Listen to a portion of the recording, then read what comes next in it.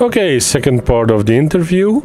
Yeah, we were speaking about influences and genres and things like that. I can only add, I listen to the music I like and I don't listen to the music I don't like. That's as simple as that. Now, Jan has a last question, but I want to maybe add some extra questions. Yeah, you were talking about progressive music, and there's clearly an element of progressiveness in the music.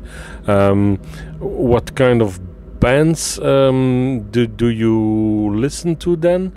I mean, because progressive is a really broad concept, and yeah, I would like to make something, Ali, put something that you put some clarity on it.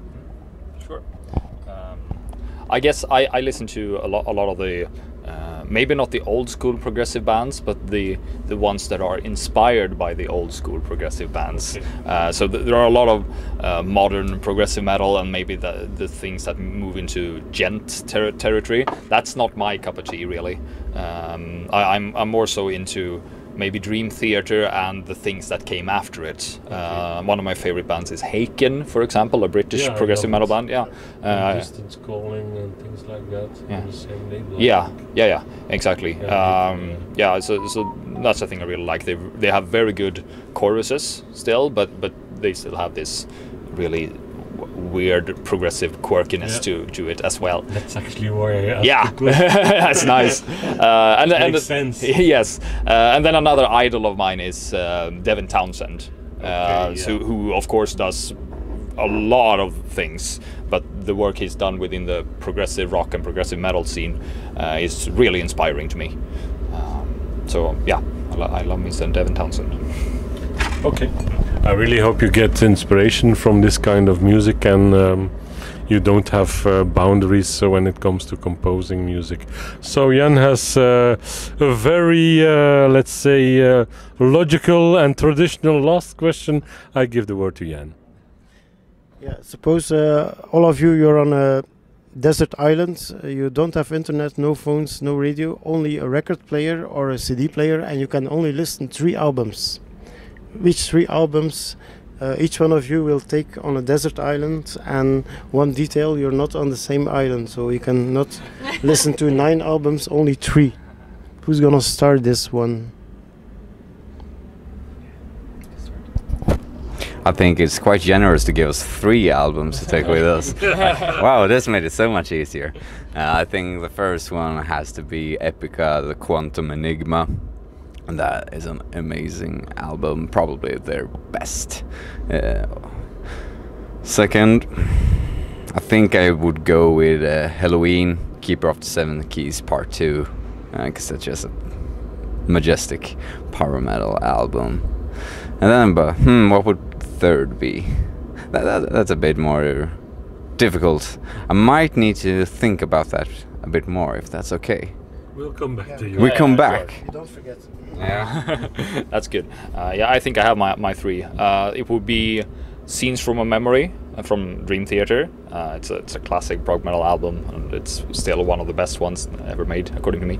And the next one would be Affinity by Haken, another great prog metal album, more modern, but very warm feeling. I really like it. And finally, I need to pick something from Devin Townsend, and I think I would pick Empath, his album from 2019.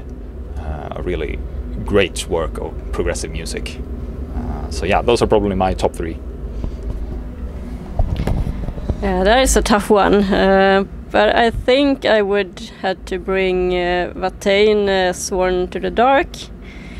And maybe Bless the Child with Nightwish, because it was such an early influence for me, so it's very special. And I think maybe The Demon King with Magna Carta Cartel. You took 3, I would also have possibly had. Frederick is too comfy now. He will tell his 3 albums.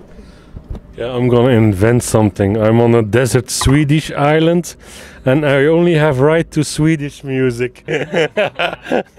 So Bring many sweaters. yeah, I will take the first Candlemass album for sure. I will take a Crucified Barber album, probably the last one. And the third one, that's a difficult one. Probably something of Dark Tranquility, I think. But which album? Still have to decide. Which makes me think that somebody still has to find a third album. Yeah, so I had to decide between two different albums. It was either Red Hot Chili Peppers, By the Way, or Glory Hammer, Legends from Beyond the Galactic Terror Vortex. And I have to go with Glory Hammer. So, yeah, that's the third and last one. Gonna be very sporty because if I ask to do you, so I will tell mine. I will do a bit same like Fred did, but I will jump on a Japan island, only Japanese metal and rock. I go for Loudness. The self-titled album was like with the other singer, Masaki Yamada, so I love it that much. Secondly, I will take also from Japan, like I said, Mari Hamada, Lunatic Doll. It's a Japanese metal queen. Also, she did also pop rock, and she has a very high vocal range. It's incredible. And third one, I will take one of Bow Wow, the live album, because the live album, the first song was like the reason I started listening a lot to Japanese rock and Japanese metal. Anything you want to add, like a short update about the band, and maybe also why, which like social media people should follow? Yeah, first of all, thank you a lot for having us. It's been a pleasure talking with you guys here today. So right now, the plan for Emetropia is to finish this tour. Then we have 2 summer festivals ready in Sweden, and people can follow us on Instagram and Facebook and YouTube, basically, if they want to see more things, because we have a lot more things coming related to Equinox in the upcoming year. So, yeah. I think that covers it. Yeah, that covers it. Yeah. Okay. That's Emetropia. Yeah. Sounds really interesting. Please, guys, follow this band. They're really good. The first EP is great. The album is amazing. So you have to follow them. I think the second album gonna be crazy as fuck. So, interview was done by me and Frederik for Dump Magazine, for Jan Vervaeke YouTube, so my own YouTube channel, and also for musica.be. Luc is also taking pictures here tonight. Yeah. Thank you very much. Have a great tour for the last 2 tour dates. Bye bye. See you.